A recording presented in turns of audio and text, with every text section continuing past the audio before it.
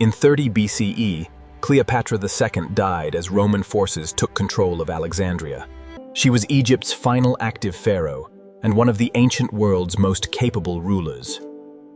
Her alliance with Mark Antony had ended in military defeat against Octavian. After their deaths, Egypt became part of the expanding Roman world. Ancient accounts indicate that Cleopatra and Antony were buried together. But no surviving source gives modern archaeologists a precise location. Earthquakes, subsidence, coastal erosion, and urban rebuilding transformed ancient Alexandria. Parts of the royal city now lie beneath modern streets or the Mediterranean Sea. For centuries, historians searched texts, maps, ruins, and underwater remains for clues.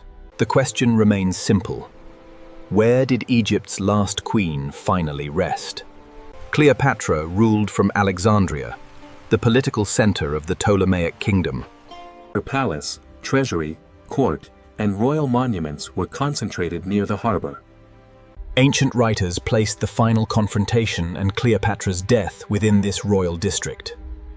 A royal burial in or near the capital would fit Ptolemaic political tradition. The problem is that much of the ancient waterfront has shifted, collapsed, or disappeared. Marine archaeologists have mapped palaces, temples, statues, and streets beneath the harbor. Yet no structure has been identified securely as Cleopatra's tomb. A tomb may be buried below the modern city, destroyed, submerged, or still unrecognized. The absence of discovery in Alexandria does not prove that Cleopatra was buried elsewhere. But one archaeologist believes the search should move west, to Taposiris Magna. Taposiris Magna stood roughly 45 kilometers west of ancient Alexandria. Its name can be translated as the Great Tomb of Osiris. The site became an important religious and commercial center during the Ptolemaic period. Cleopatra presented herself as a living form of the goddess Isis.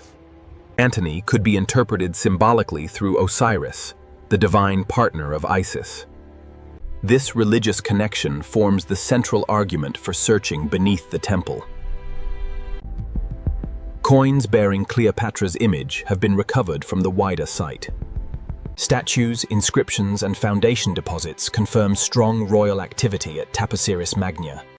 But artifacts from Cleopatra's period do not prove that she was buried there. They show that the temple mattered, not why Cleopatra would leave Alexandria after death. Beyond the temple walls, archaeologists uncovered a large Greco-Roman cemetery. Different burial forms show that the area was used by communities over many generations. Some individuals were mummified and buried with gilded funerary decoration. Other graves contained amulets, pottery, coins, and objects connected with the afterlife.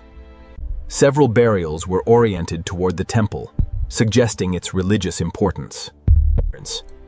Researchers also uncovered 2 mummies with gilded tongues in nearby chambers. Such amulets were intended to help the deceased speak before Osiris.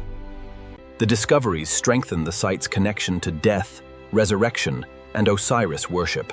But a royal tomb requires specific evidence: inscriptions, names, seals, or identifiable remains. No such evidence has yet identified Cleopatra or Mark Antony at Taposiris Magna. In 2022, the excavation revealed a vast tunnel carved beneath the temple area. It lies approximately 13 meters below the present ground surface. The known passage extends for more than 1,300 meters through bedrock.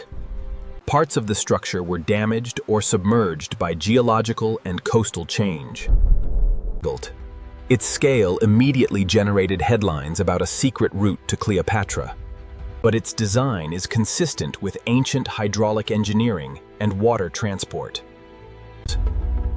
A long tunnel does not necessarily lead to a burial chamber. Researchers must map its branches, construction phases, water flow, and damaged sections. Only a securely documented connection could link the tunnel to a royal tomb. For now, the tunnel expands our knowledge of Taposiris Magna, Ps, not Cleopatra's burial. The search recently moved beyond the temple and into the Mediterranean Sea. Divers mapped stone structures, anchors, pottery, and a submerged harbor landscape. The discovery confirms that Taposiris Magna participated in regional maritime networks. It may also explain how the temple, settlement, lake, and coastline once connected.